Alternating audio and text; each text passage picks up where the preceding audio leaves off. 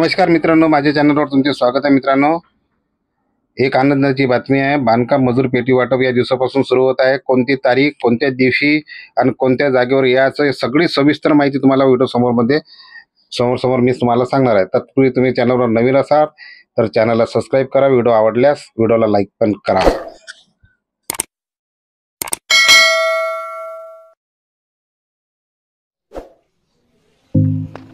नमस्कार मित्रांनो, दिनांक 7/4/2025 पासून पेटी वाटप हे सुरू होत आहे।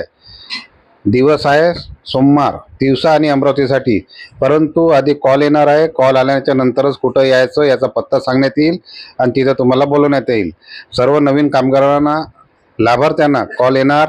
कॉल आल्यावरच पेटी घ्यायला जायचं आहे। स्वतःहून कोणीही पेटी घ्यायला जाऊ नये। जर तुम्ही विना कॉल पेटी घ्यायला गेलात तर विनाकारण तुम्हाला परत यावे लागेल, याची नोंद घ्यावी।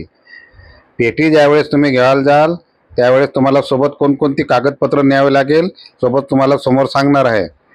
तत्पूर्वी तुम्हाला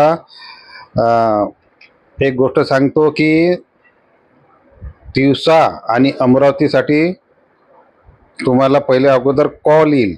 जे सोमवार दिवस आहे तर कॉल येईल। कॉल आल्याच्या नंतरच जायचं, विना कॉल आल्याशिवाय जाऊ नये। बाकीचे जे तालुके आहेत त्यांना पण कॉल येईल आणि त्याचं पेटी वाटप कुठं आहे तर ते त्यांना फोनवर सांगण्यात येईल। हे फक्त मी अमरावतीकरिता सांगत आहे। प्रत्येक तालुका स्तरावर पेटी वाटप होणार आहे। या गोष्टीची तुम्ही सगळं कामगारांनी नोंद घ्यावी। तर आता सोबत न्यायाची कागदपत्र, कामगार पावतीची झेरॉक्स लागेल 2,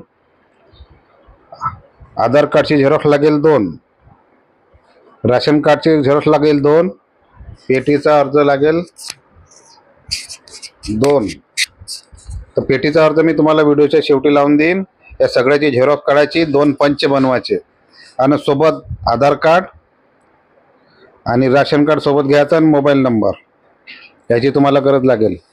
त्याच्यानंतर तुम्हाला फोन येईल, तर फोनवर तुम्हाला ॲड्रेस पण सांगण्यात येईल। तर मी तुम्हाला या व्हिडिओमध्ये सांगून देत आहे, नागपूर रोड, विजिलँड, कपडा मार्केट, लाईन नंबर 5, डाव्या बाजूला नांदगाव पेठ, सर्वात शेवटचे गोडाऊन आहे मित्रांनो डाव्या बाजूला। तर तिथं तुम्हाला पेटी वाटप हे मिळणार आहे। तर पेटी वाटपसाठी तुम्हाला इतके कागदपत्र नेणं आहे जितके मी तुम्हाला सांगितलेले आहे व्हिडिओमध्ये।